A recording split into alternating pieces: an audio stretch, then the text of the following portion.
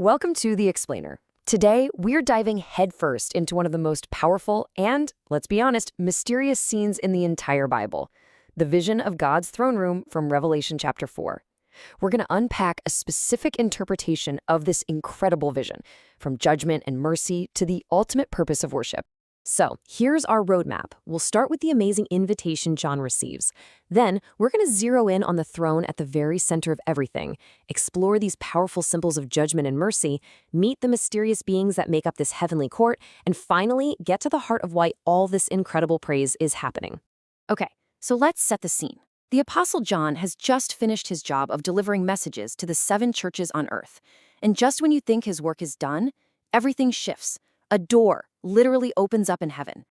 And this is the command John hears. Now, this is way more than just an invitation to go to a new place. It's a call to see what's coming next from a totally different vantage point, from the perspective of heaven itself. Now, here's a really key point. This vision isn't about the church getting physically pulled off the earth. Instead, John is in the spirit. His consciousness, his awareness, is supernaturally brought to heaven to see this all unfold, while his body is still back on the Isle of Patmos. The second John enters this vision, his focus gets pulled to one thing, the absolute center of heaven. And at the heart of it all is a throne, which is described here as the command center for all divine judgment. You know, what's fascinating is that John doesn't describe a face or anything like a human body. The being on the throne is just so glorious, so overwhelming, that the only thing he can do is compare what he's seeing to the brilliant flash of precious gemstones. And this is such a powerful way to show the two sides of God's nature, right? On one hand, you have jasper, this clear, brilliant stone that symbolizes a perfect holiness that just can't be around sin. And on the other, you have this fiery red carnelian, which represents the righteous judgment that has to deal with it. But this throne of holy judgment, that's not the whole story. Not even close. Because wrapping around this whole scene of power and wrath is something completely different, a beautiful and powerful symbol of hope. Now, this isn't the rainbow we're used to seeing after a storm, that half circle in the sky. John sees a complete circle of brilliant green light, glowing like an emerald. And in this context, that green color is seen as the color of life itself. Yeah, this is a direct callback to the promise, or covenant, God made with Noah after the flood.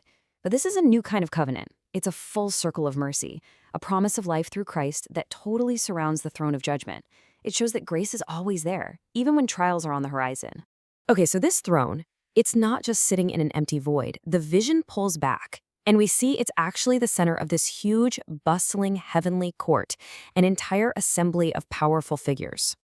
And that brings us to a major question people have debated for centuries. Who in the world are these 24 elders? They're not just standing around either. They are sitting on their own thrones in a circle around the main throne of God.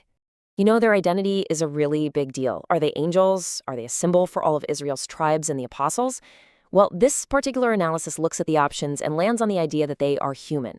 To be specific, they represent the most highly honored believers from all of history who've now been given a role in the government of heaven. And their outfits tell a story all on their own. The white robes, that's all about their purity through salvation. That's how they got there.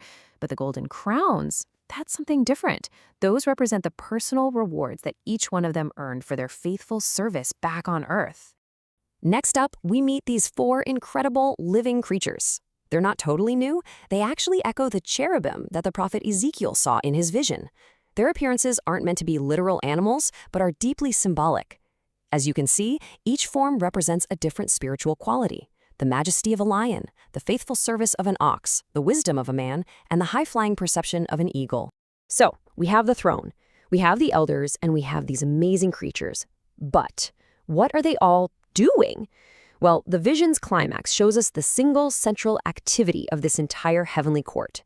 The answer is worship. But it's not static. It's this dynamic, incredible chain reaction. It all starts with a continuous cascade of praise coming from the living creatures closest to the throne.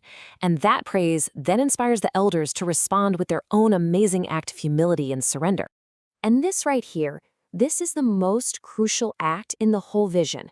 After a lifetime of being faithful, after earning these incredible rewards, the elders take their golden crowns, their symbols of honor and achievements, and they cast them down at the foot of the throne. This is the absolute peak of the vision. It's this powerful statement that every single achievement, every reward, every bit of status they have ultimately comes from and belongs to God. It's the ultimate act of worship, where all glory gets sent right back to its true source.